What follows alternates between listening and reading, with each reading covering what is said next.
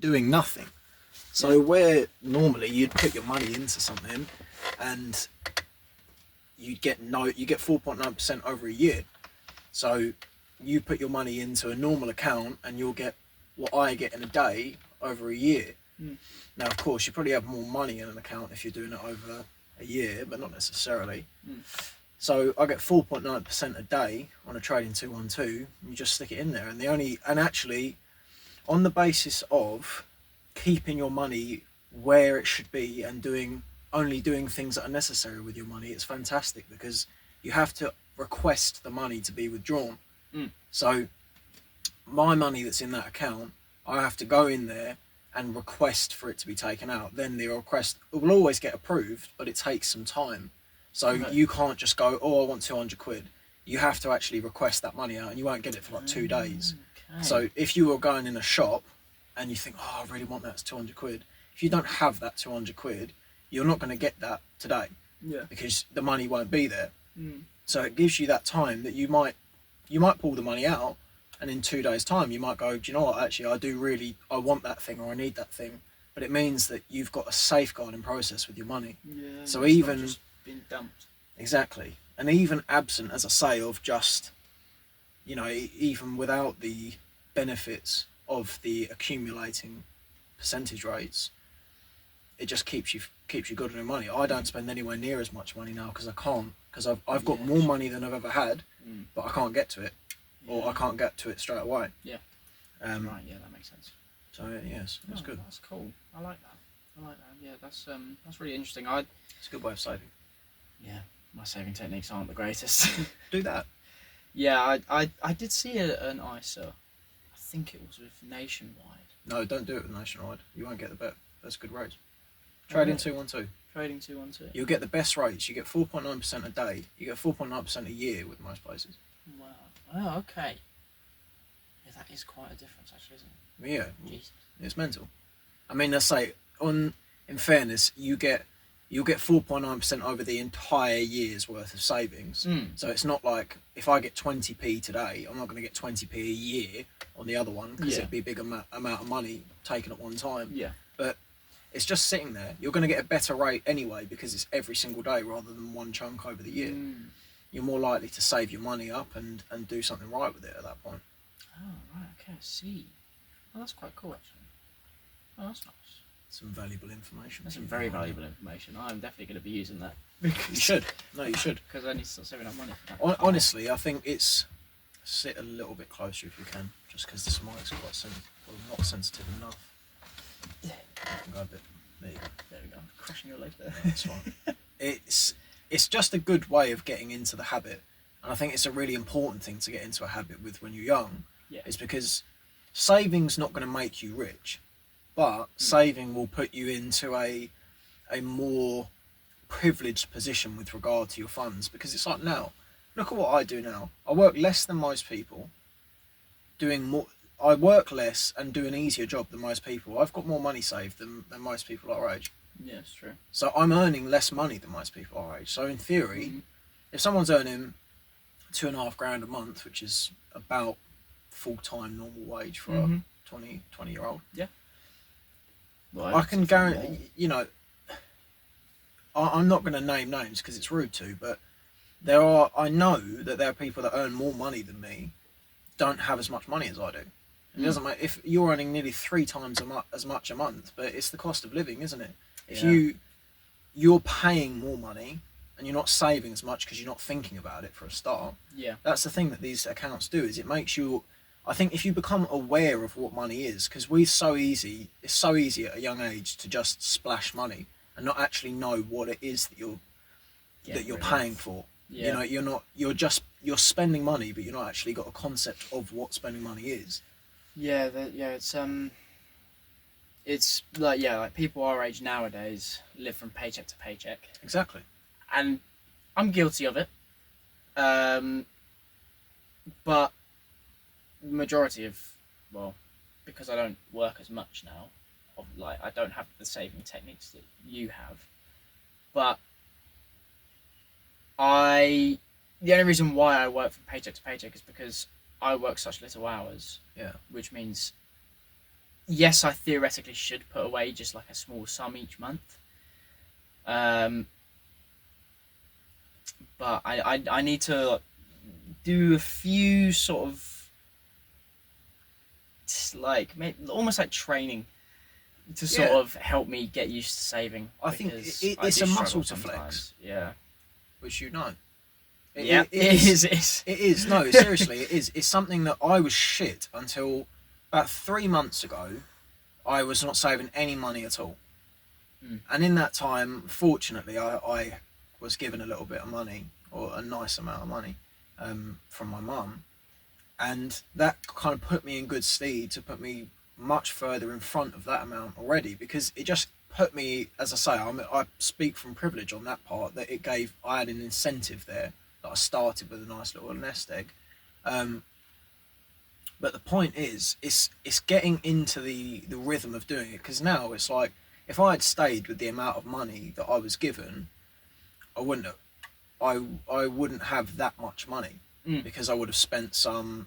It would have been quite easy for me to just, with expenditures, as I say, like I was saying just before we got hot, that these mics and the interface has cost me about 250 quid. Now that would have put me a quarter down on the amount of money that I had, but it hasn't. I've pushed in front of that with saving, so I don't have to worry about it. I can just pay for that without any issues. But it's, I have one paycheck. I get one paycheck on a monthly basis and one paycheck on a weekly basis. Yeah. The weekly basis one, I essentially, most of the time, I put all of that money away straight away, because I just don't need it. Yeah. But it's just getting into the habit of knowing what it is that you need. Now, I appreciate I have much lower costs than other people, because I choose not to drive. I'm not living outside of my house. There are things that other people have to pay for that I don't have to pay for. Yeah. But a lot of people pay for shit they don't need. And I think that's what you need to distinguish, is, do you need a jacket that's 250 quid? Not really. No, you don't. No. You don't. You don't need it. No. And thankfully, I'm not guilty for doing that. Thank God. Is that true, James? I don't have a £250 jacket. You do have a few £100. I've got a few £100 jumpers.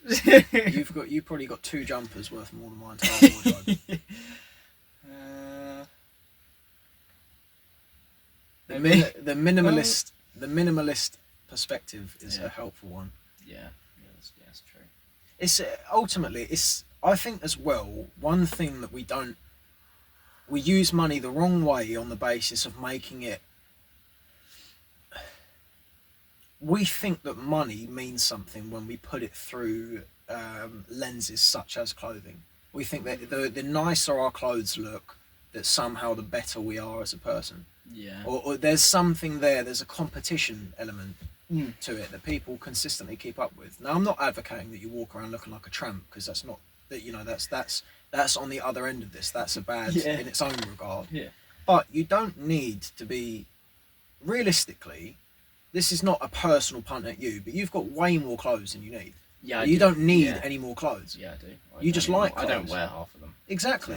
Which is like this is where I say I will kind of smooth this out around the edges in a second, but you don't need to buy any more clothes. You want to, which is fine. If you want to buy clothes, it's your money. Like there's I'm not someone, and I don't agree with people that say, oh, you shouldn't pay for that. Why not? If I want it, then it's my money. I pay for what I want. Yeah. I'm a total advocate of that. But if you've got a mind where you're going, do you know what, actually I do want that, but I also do want to save some money. Like there are other things that I would rather. Yeah, or money's a bit tight then this it's something. month. Yeah, then it's something to consider. Or else when we have to pay for X, Y, and Z. Because I think that manifests later in life, or progresses rather in the direction you really don't want it to go. Because I think if you look at your bank account, you've got £1,000 in there, and you see a jumper that's 180 quid, and you go, oh, I really like that, and you can't look and go, £1,000's not going to last me that long if I've got a car or if I've got rent due. There are other things that it would make more sense for me to keep that money behind me, so that I've got a more financially secure position. If you are then going, oh fuck it, I'll just pay for it now. It's a bad habit, and that bad habit will get worse. It will come to the point potentially where, say you've got a credit card that you know you can put an extra £5,000 on the credit. Well, what happens when you get £2,000 in debt and you go, oh fuck it, 500 quid's not that much more, two grand in debt, and it spirals. Yes. It's not a habit you want to teach yourself. Yeah. You want to nip things in the bud. Yeah, because I've probably told you. I think I've told you this story before. But I used to have a credit card, and I was buying things with it very stupidly. Yeah. Because I thought that the money would come because the credit card was with a different bank. I stupidly and naively thought that the money would be transferred into that from my other account, from my actual current account, which was a completely different bank. Turns out it wasn't. So I racked up about £500 of debt. Fucking hell, yeah. See, that's a lot of money. And frustratingly, it was happening all around, like in the middle. Like I was getting paid at the 31st of every month, but all of this was going on like right in the middle of it. So I was sort of getting a little bit low on money because I was stupid and like the naive person that would just, I've got money, I could probably spare a couple quid for that. Yeah. And then I didn't have enough or sufficient enough funds to pay enough back to stop them from adding more interest onto it. Yeah, and that's how it goes. Yep, and then a certain helpful father had to help me out. Yeah, and you and I are fortunate on that front that you're not stuck on your own. If something really goes wrong, there's a likelihood that there'll be someone that can just get you from A to B and you can get them back. Yeah. It's much nicer to owe your dad 200 quid than it is to owe a bank 200 quid. Yeah. I completely agree with that. But it's another thing that I've noticed on this front as well, and just to wrap that up there, it's not your fault that that's the way that you perceive money, because we're not told about money. We don't have any financial education at all at school. There's none. And now I know you can probably argue, well, if you chose to do business or there's finance that you could take, but you don't actually learn about money by handling it. Requirement. Yeah. No, you're not. School teaches you about maths, English, history, science, and the rest of them. But there's no, this is the way that you should use your money. And I think people are ironically priced out of getting into a better financial position younger because they think that it's hard, and it's really not. No. It's not that hard. Now, as I say, I will put the appropriate caveats here that I only speak from my financial perspective, but a lot of people at our age are still living at home, and in fact, most people, I would say people that listen to this around our age, they're probably living at home, which makes perfect sense to. It's actually a good financial decision to do so. And on that basis, you might be paying a few hundred quid rent, but you're not paying £1,000, which is what you would be paying. Yes. And all the rest of it. If you live on your own, then you pay for your own food, you pay for your electricity, you pay for the water bill, all the rest of it. We don't realise, actually, if you can just streamline a few little vices and sort a few little bits out in your life, you can very easily open up some money that you can put behind yourself. I say, like, I don't buy clothes. I don't buy clothes. You would have never seen me buy one item of clothing. Especially with that jumper from, was it last week? What? Ethan's one? Ethan's jumper. Exactly, yeah. That goes anywhere with that. Is a sleeping jumper. That's a gym jumper. That's a clubbing jumper. That's a special occasions jumper. That's a wedding jumper. It'll be a wedding jumper. If I go to a wedding, it'll be on. It's a all-purpose piece of kit. Jumper, yes. But the point is I look at that jumper and I go, it's a black jumper. It can do whatever.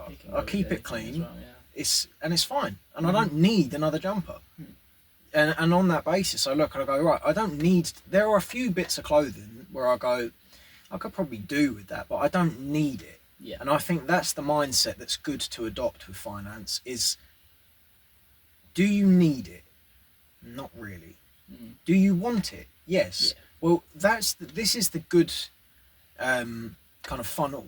Excuse me, to push that through, is I'm not saying don't buy anything that you want, because I buy things that I want. This whole studio's full of things that I don't need.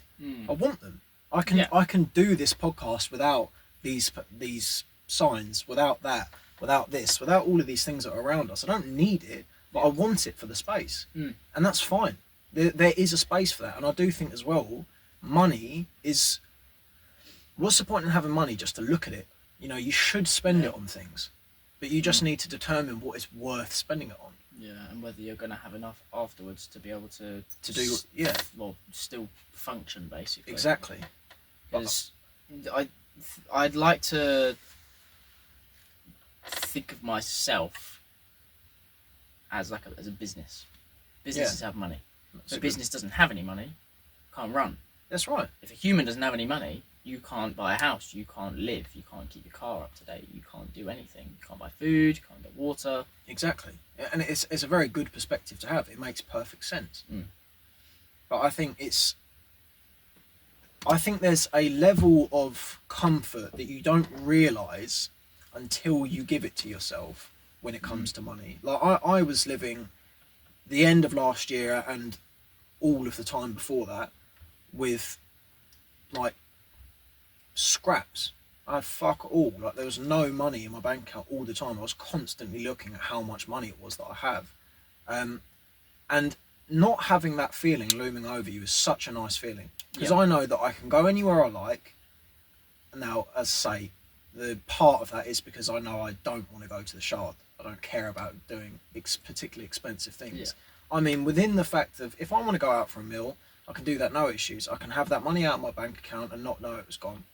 I can do anything I want to do, fine. Even if I want to go, you know, if I want to buy someone an expensive present for their birthday, I can do that without any issues. It's not going to cause me any trouble. Now, that is a really nice feeling. And I think what it does as well from a young age is if you know what that feels like, because life becomes more expensive, you strive for that feeling. Because at this, I am essentially, in terms of my financial position, the comfort would be comparable to someone who was older earning more money. Because their life would cost more than mine, but they'd earn more and they'd have a kind of comparable level of comfort, though more profligate because they'd have more money. But it teaches you something where you go, do you know what, actually it's really nice to not have to worry about paying for something. Or if I do want something, if I want to just buy something for the sake of it, I can. You know, it's a nice feeling, and it teaches you from young, this is what I want to do. And then obviously, as I say there, because you have to have more money to get yourself that feeling, then you're going to strive for something. There's something you're going to look for. Yeah, and the other thing about saving as well is not only can you save money for just comfort levels, you can also you could in other perspectives, you can save money for things that you would like to buy. Exactly. And you can just look forward to. Exactly. And it is a long process, and it can be quite a painful process because it's like counting down the days to your birthday. But you know that in the end, it's like worth the wait, because you know that the second it arrives, that well you can use whatever it is, you can set up whatever it is. You can go on that holiday. Yeah, you can go on that holiday. Yes, go on that holiday to Budapest. There you go. Unfortunately, will not be happening this year, but there's no reason why you couldn't start saving this year for next year, though. Yeah, 100%. And it would definitely be a very good idea. There are so many places that I do want to go that I just don't know where to start. Do you know what? This is something that I've sort of. It's there's a term coined for this. It's I can't think of it. It won't come to me. But essentially, it's sort of the paralysis of choice. Of you've got so many things to choose from that you don't know what to choose. Yeah. It's like a captivity within freedom.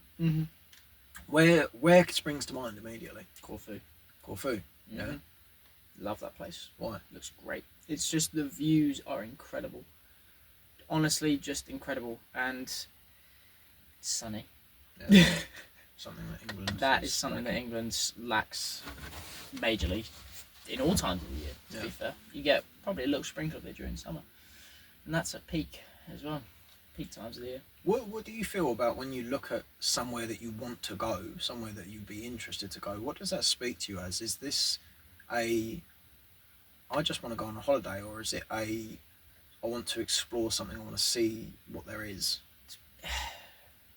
It's for places like Corfu, I would love to just see the views. Yeah. Because you know me, I'm a major view person. I know you. You're a major view person.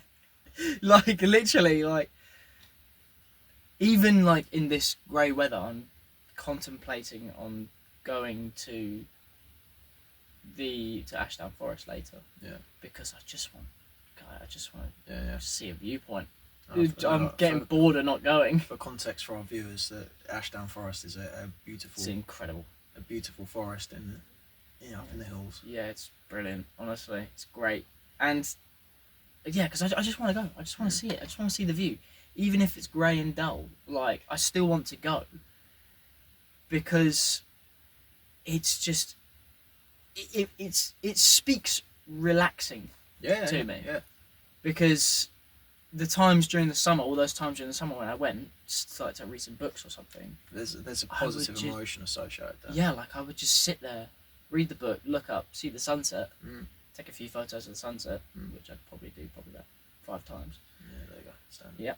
And then I'd go back and just sit in my car and probably watch the sunset for a little bit longer, get back to reading my book for a bit, and then when it got dark, make the journey home. Like, to experience that in a different country where I know there are way better views would be, in my opinion, immense. Absolutely immense. Because, well, first of all, it's hot in Corfu. But second of all, it's like all these just like big cliffs. Like these massive white cliffs just all around. Yeah. And then like a nice blue ocean in the middle. Like, having your own little villa there as well for 2 weeks, that would be cushy.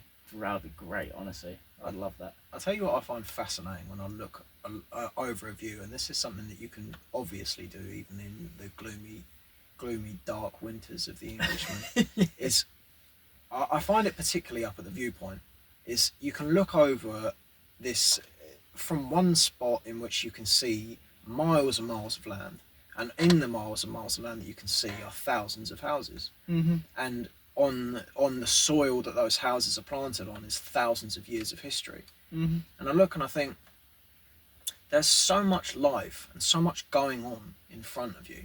You know, there's however many thousands of years of history, of joy, of anguish, of question, of action, of war, of everything.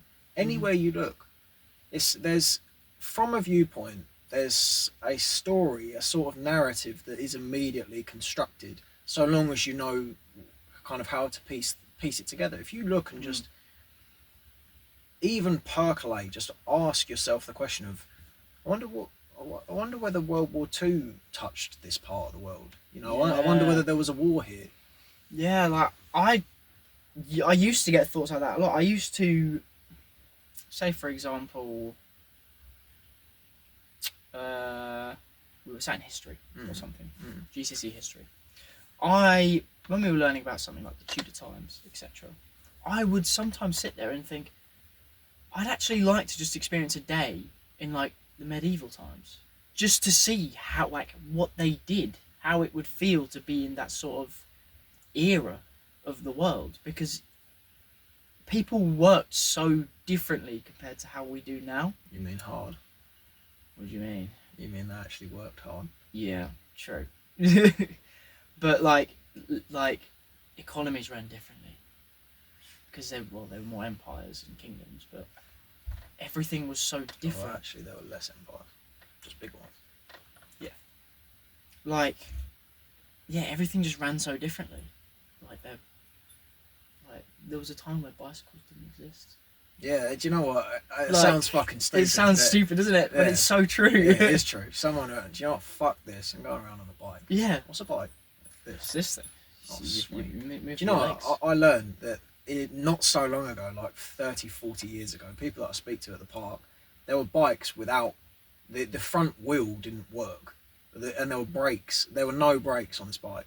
No, I tell a lie. You had to, how does this bike work? You could only control the braking through the pedals.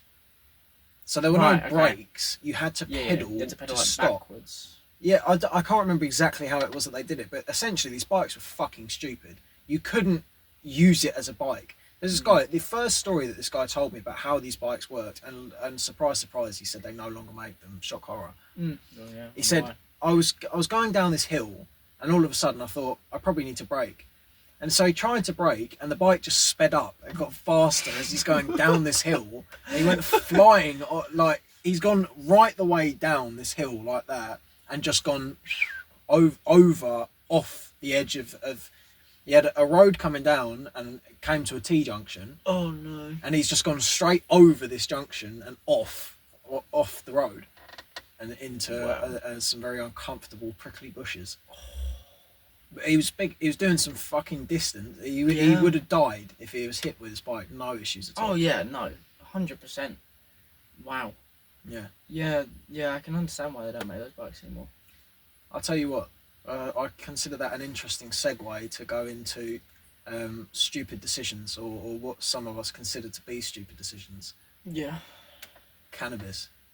Oh yeah. What are your opinions on the certain green flower?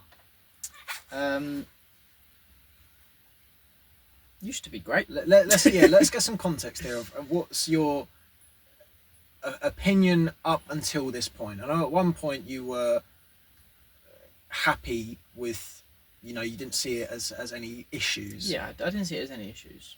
The story of when it all went wrong really was, from what I believe, was just abusing it too much, using it too much. And what had basically happened was I just got my dinner, and like every teenage boy thinks when they're sort of around that sort of substance, they think this dinner would be 10 times better if I had. let me just wait a couple hours. I'll have this soon. I'll have it later. I've got something in store here. Yeah, I know. So I started doing it like usual. My tolerance was pretty built up, to be fair. Yeah. So I had to have quite a hefty amount, I'd say. Had this hefty amount. Started eating my food while watching a YouTube video, and what I thought had just happened was I thought that the same line in the video just replayed again. Yeah. So I just sort of looked at my screen with the most puzzled face. And I was like, why is he saying the same line? And then it just kept on replaying and replaying and replaying. Really? But I could see it, I could see looking at the screen, I was like, yeah, he's saying something completely different on here. Yeah. And then, my ears started to ring. Was quiet, but then it gradually got louder and louder and louder, deeper and deeper in my head. Like the ringing went so deep into my ears, it felt like my head was just sort of a big bell, because the ringing was so loud. And then, and then my eyes started to slowly black out from the sides. I could just see it slowly creeping in from the sides. And then, all I could hear when my eyes were blacked out was just my heartbeat and the ringing. And then I woke up on the floor. Really? Yeah. So you were in your bed, for context? I was on a chair. Okay. I was on a chair, watching just a video on my desk. So I literally just woke up on the floor. Do you think you passed out? Something along the lines of passing out, having a seizure or something. Wow. Which is dangerous in itself. Yeah. Because I'm Big time. I'm not prone to seizures, so I could have died. Do you know what? I'm not a massive advocate of them. I don't No. particularly like seizures. Yeah, I don't particularly like them either. Because I later, a couple of years later, when I started working properly, because obviously at that time I was at college. Yeah. When I started working properly, I worked with someone called Hannah, who was prone to seizures, just naturally caused seizures. I'm sure I remember her. Yeah. And I described it to her once, and she just said, that's funny, because that's... Obviously, this was before I sort of narrowed it down, to passing out or having a seizure. But I explained it to her, and she went, "That's literally everything that I go through when I have a seizure." And I was like, "Oh, really?" And she was like, "Do you get like the red and did you have like the red, green, blue like staticky thing in your vision afterwards?" I was like, "Yes, like that's really interesting." So then I was searching up like what can cause seizures if you're not prone to seizures, and Lord behold, drug abuse was under that. So I just I had to sit there and sort of think about what I'd done to my body and the danger I was in. And then for the next couple of days, I was in paranoia that I would just drop dead one day. Yeah. Well, I mean, it doesn't help that the substance in question is very, very prone to paranoia. You know, there. So I imagine there's a residual amount of that at play there. Yes. Yeah, I would say so. How about you? I have to say, I'm not. I shall get into the point after this as to whether I'm actually an advocate of cannabis use, because I think that's a different question. I think it's very easy just before we go into this to look and go, well, you've got a negative experience, I've got a negative experience, it must be a negative experience. Yeah. That's not the case. Not the case at all. But I say there's a certain amount of caveats that are required that I'll get into after this. Yes.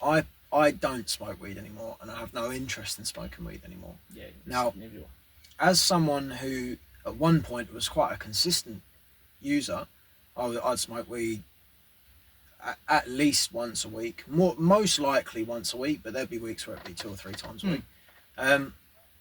I found I spent a considerable amount of time where it wasn't a deficit or a issue to address, besides the fact that I was just eating too much food.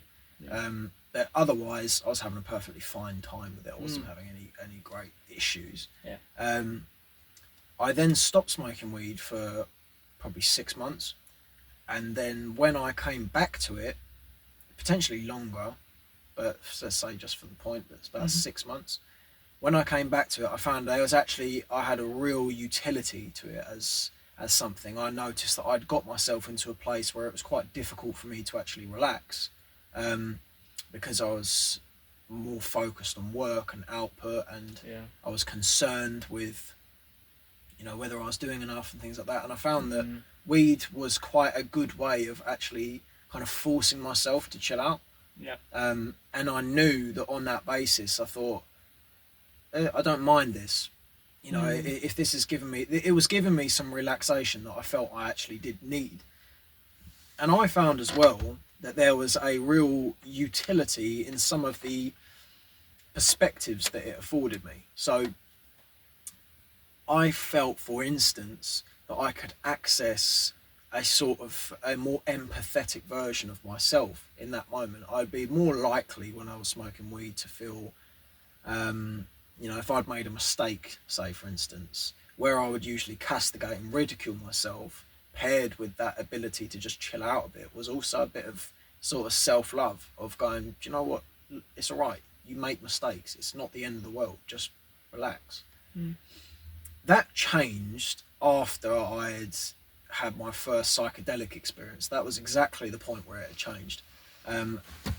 And since that point, I cannot access anything positive when it comes to cannabis. I know that I feel the polar opposite of what it was that I once felt, which is now I do more work than I did then, but I feel less able to relax, and because of that, I feel too lazy when I smoke weed. So it kind of, what it was once being good for is now what it's being bad for, which is not its fault in that sense. It's just I've not managed to get a good grasp of work play. Yeah, it's almost like when, say, for example, it's sort of like a friendship in a way. Yeah. If you think about it in friendship terms, you could have primary school, secondary school, long-term best buds. Yeah. Yeah. But then you might get to a certain age where you both then eventually have different interests. Yeah, exactly. And you then just Yeah, off. yeah, that's right. On the basis of, it's not actually that the substance changed. The experience is still the same. It's just the mind that was perceiving it has changed. Yeah. It's no longer doing what I want it to do, because I don't want it to do that anymore. Yeah. And I also found there's a sort of seething residual inclination towards criticism and almost borderline hatred now.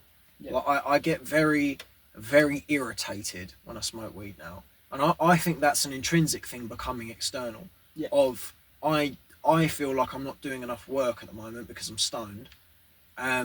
Let me be angry. Well, where's that anger gonna go? Well, I'll keep it in so long as I can. But if someone says something that's annoying, I'm gonna get pissed off, and then I get paranoid about, oh, did I say, was that too harsh? You know, and then that it just self perpetuates. Yeah. So I should relay the question to you first. Are you anti using cannabis? I'm not against it. Right. I just wouldn't do it myself anymore after that experience. That's fair enough. My own experience, sorry. Because it left me in a position mentally where I didn't say anything for a couple days. I said things, but it was the bare minimum. Yeah. Because I wasn't sure how I felt after that experience. Yeah. Like, I wasn't sure what happened to me. I wasn't sure what was going on inside my body. I had no clue if my parents had found out. Yeah. Like, all sorts. Because obviously falling from a chair onto the floor when you're either really tensed up or really floppy, that creates quite a thud. And considering the fact that my ceilings at the time and my floors were really thin, there would be no way in hell they wouldn't have heard. Yeah. So I don't know if they found out and saw me and whatnot. And Well, no, I can't. they probably would have done something. If They would found have me. done something. Yeah. That would have been Just startling. Like, oh, what the fuck's my child doing on Friday? It's all tensed up. Yeah.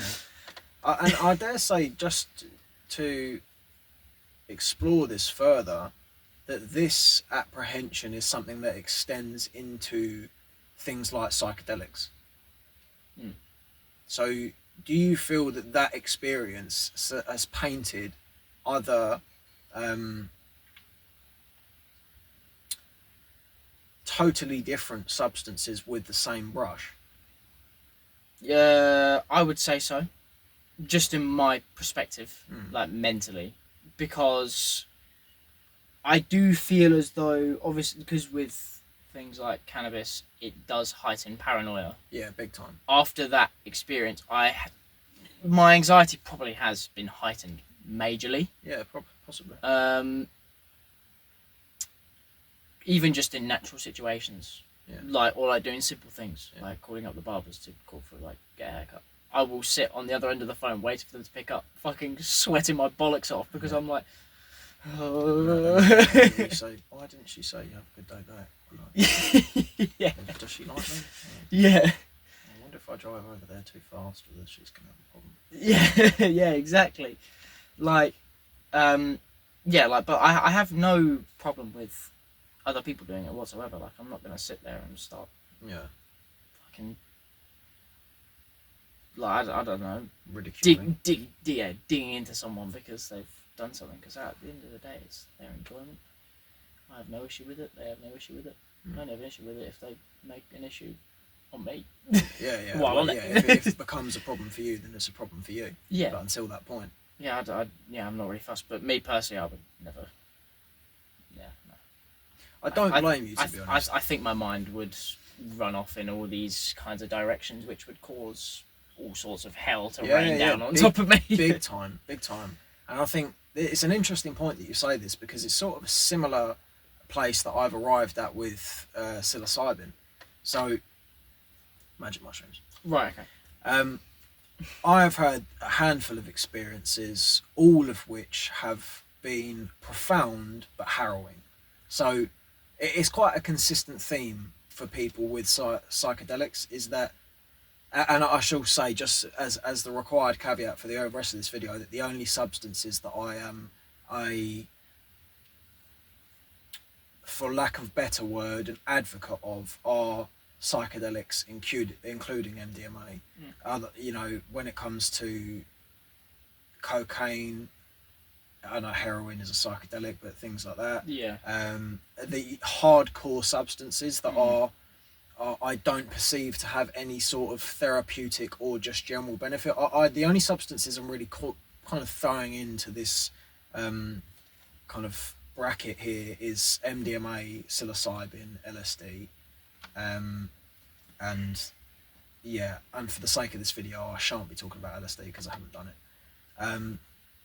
But I found with psilocybin, it is a very mentally cognitive, a sort of, it's an experience that you cannot express to someone without having gone there yourself. But what you can certainly make clear is that there's a level of mental activity and analysis that is so strong that if you go in a good direction, you will find something truly profound. If you go in a bad direction, you will also probably find something truly profound. But one of them will be, one trip will be glorious that you're quite happy to stay in indefinitely. The other one will be, get me out. How many more hours of this pain am I going to have to endure?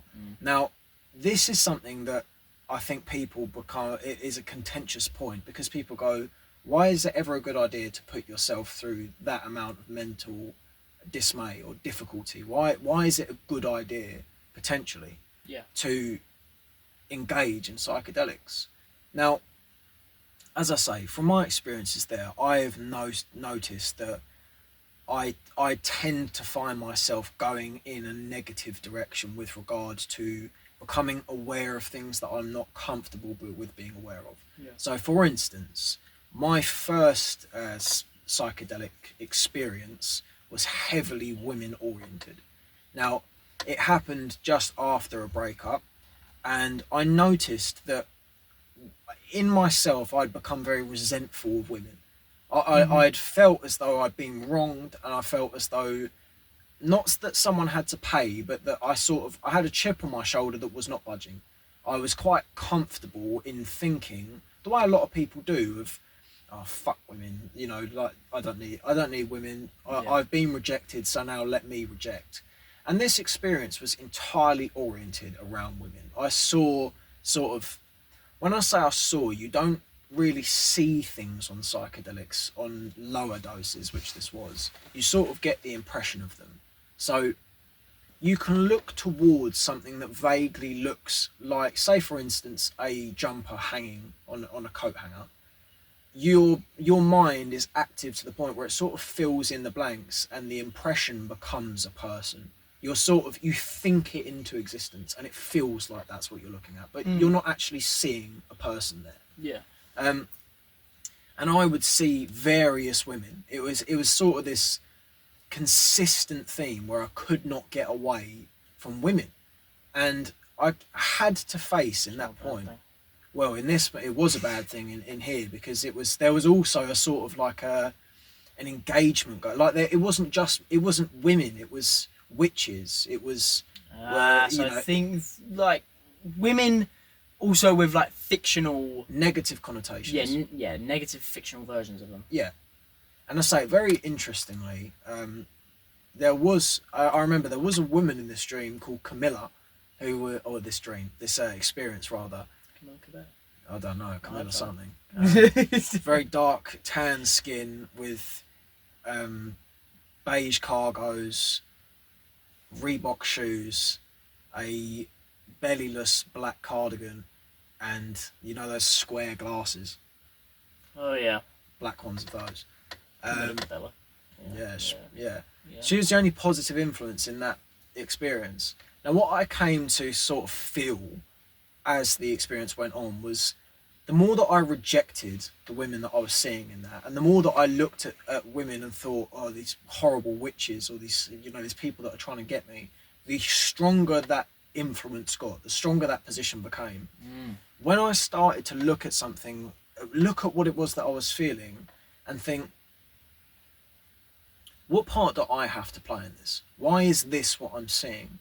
That influence was becoming steadily weaker, and what I eventually got out of that trip was that it's not other women's fault that I'm thinking the way that I am. It's not their fault. No one has actually done me any wrong. I have this opinion because I'm uncomfortable. And the minute that I started to address that, do you know what? This is not, just because one woman has hurt you or upset you doesn't mean that every single person is going to do this to you. There's something that you're getting wrong here. Yeah. Not every woman is a witch. Some of them are Camilla. And on that basis, I honestly feel that since that experience, I've had a much more positive perspective on relationships. Now, as I've spoken about on this channel before, I'm not interested in one sort of actively, maybe half-ish, but it's not something that I want, but it's not something that I resent anymore. There used to be a time when I really sort of hated the idea of interacting with women because I felt like I was going to get hurt. Yeah. And to tie that point up there was some empathy really required on my behalf that was afforded to me. So as we spoke about in the last video, that the breakup that I had last year was really, really difficult for me. And that experience really called me to look at what it was that had happened. And it changed my perspective of, I was not hurt by someone intending to hurt me. Mm-hmm. I was hurt by someone trying to help themselves. I was hurt by someone that was just trying to make themselves, who at their, on their end of things, was struggling, because they were not happy. Yeah. It changed my perspective to go from a point there where I looked and I thought, I wasn't being hurt by anyone who was deliberately trying to hurt me. I was just a part of life. That's part of life. And I feel on that basis, the amount of kind of, there's quite a consistently thrown around phrase on psychedelics that it's like 10,000 hours of therapy in 5 hours. And there's a real truth to that, because you go through some emotions that really do. The best way I can describe it is it's like every emotion that you can feel, you feel to the fullest extent. And that goes both ways. If you have a brilliant experience, which I have had, then you have there was one point when, on my most recent experience, I was talking to myself in a way of really trying to appreciate the amount of work that I do. Yeah. And not sort of just get bogged down in, oh, you're not doing enough.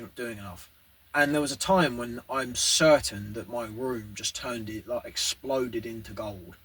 The entire room around me, there was just like a gold hue, where and it was sort of positivity was what I got from that. There's at one point when I looked and there was, as I said earlier with the hoodie, my dressing gown was folded up next to me. I was laying down on my bed and it's folded up next to me.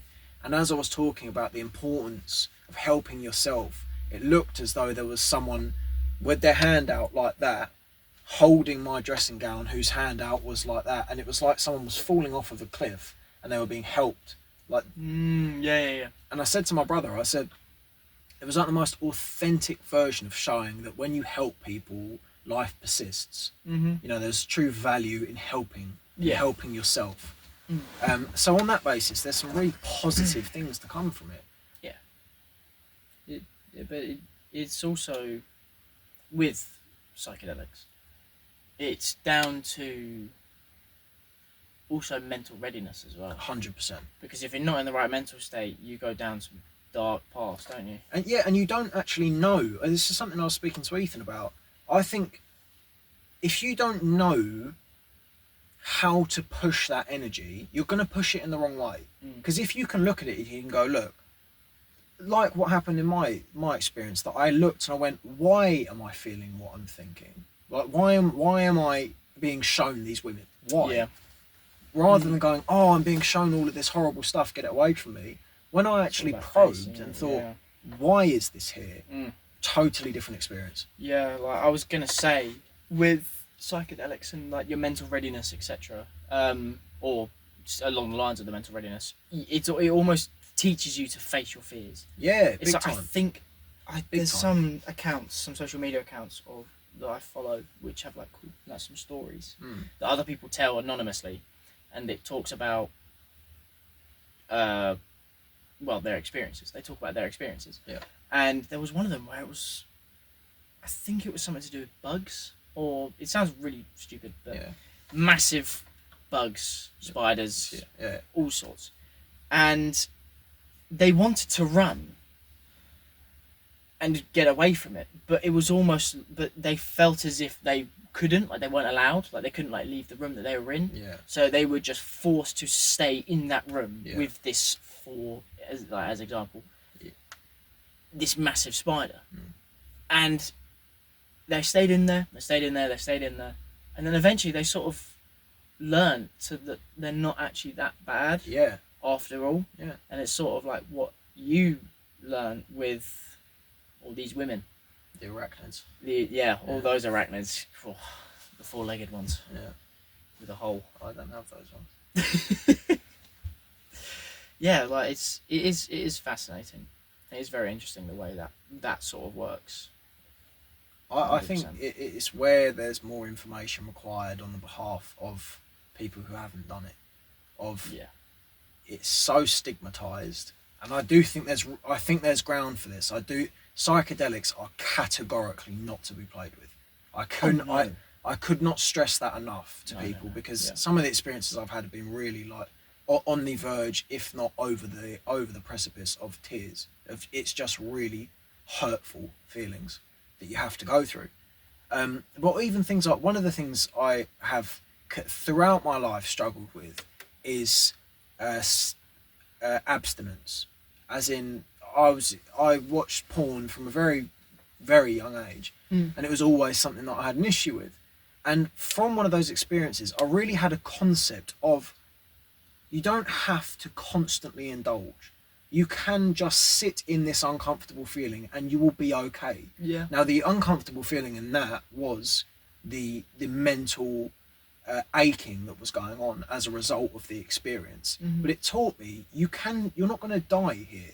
If you don't scratch that itch, if you don't eat that food that you shouldn't eat, if you don't watch that thing you shouldn't watch, you're not going to die. You will be fine. You can just deal with it. And it made me so consciously aware of just time will pass, and if you're struggling with something, it will pass. You can bear this pain.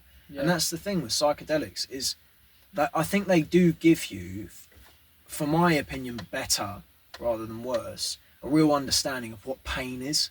Yes. You can really understand what the feeling of pain is. Now, I'm an advocate of, we're going to feel pain. Yeah. And I think in some senses, to know what that feels like, so you can prepare yourself as best as one can for what it feels like to really, for your heart really to ache because you're thinking about something that upsets you. To know what that emotion feels like, I think, for one, brings you into a place where you can appreciate, one of the most consistently spoken about things, and particularly for me, is how when you have a quote unquote bad trip, the biggest of joys that you can find yourself thinking of is, how nice would it be to just go on a walk tomorrow and be so like have a totally normal day, because you're like, your mind is in such dire straits in that point where you're like, fuck, I just want to get out of here. Yeah. That I remember that recently I had the thought of, the only thing I wish I could be doing right now is just serving some pints at a bar, just chilling out, doing the most normal, banal of things. Because in that moment, I thought, that's what life's really about. It's about enjoying the most medial of tasks. It's about being present in what it is that you're doing and being happy in that place, not striving for something else all the time. Yeah. And I think that contrast of making you aware of how much joy there is in the world at every moment. That's too broad of me. At plenty of moments, and also gearing you for the fact that there are going to be points in life where there is not that joy in those moments, and giving you a taste of, life, there are some very difficult parts of life that I will have to deal with. I can't avoid them. Yeah. Death and group level tragedy will fall your way at some point. Yeah. Well, yeah, so on the back of what you just said there, what is your overview, like your final summary and opinion on psychedelics? I think psychedelics are, I would say, besides people that cannot access them safely, i.e. schizophrenics, psychopaths, sociopaths, I think it's something that people should try. Okay. And the reason why I think it's something people should try is because I think you cannot understand your mind if you don't know what's in your mind. And Yeah. I can fully attest to the fact that there are thought patterns, there are perspectives, there are ways of being that are on the other side of these experiences that you cannot comprehend them. You just can't. I will never be able, Sam Harris says that the English language does not suffice for the experience of psychedelics. And it's true, you can't explain it. And within that inability to explain, there's some profound, really, really profound information to be found there. Now, my experiences, though kind of erring on the side of negative, hard things to deal with, have been very valuable for me. They have been things that I'm glad to have felt it, because it opens your mind to something that you just can't see. And that's what it's like. It's like there's things that have always been there that you just don't see until you've had that. I was listening to a podcast with Alex O'Connor yesterday that was talking about, he was talking, and this is a consistent thing, when people go out in nature and do psychedelics, which is something I haven't done, that I'm adamant, I'm very certain at least, that if I was to have an experience in that setting, I'd have a much better time. And if I'm sat in my room worried that my parents, who aren't advocates of psychedelics, are going to walk in and see me fucking tripping out, that in itself, that kind of residing anxiety wouldn't help at all. Yeah, no, 100%. In having a good experience. Alex O'Connor made a fantastic point that I've heard various people attest to, that he looked at a tree and he saw it for all of its wisdom, all of its, all this tree has stood here for thousands of years, just